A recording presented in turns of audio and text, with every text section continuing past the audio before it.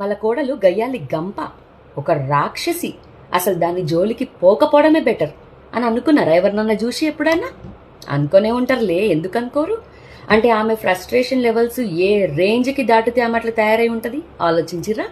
ఆలోచించరు.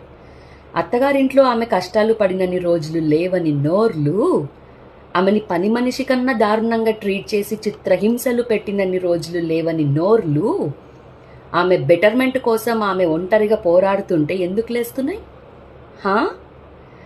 గయ్యాలి గంప అనుకో, గాడిద గుడ్డు అనుకో, గోంగూర కట్ట అనుకో, షీ డజంట్ కేర్.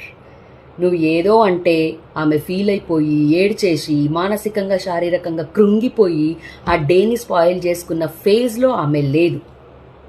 సో నువ్వు గయ్యాలి గంప అంటవా, గోంగూర కట్ట అంటవా, అది నీ కర్మ.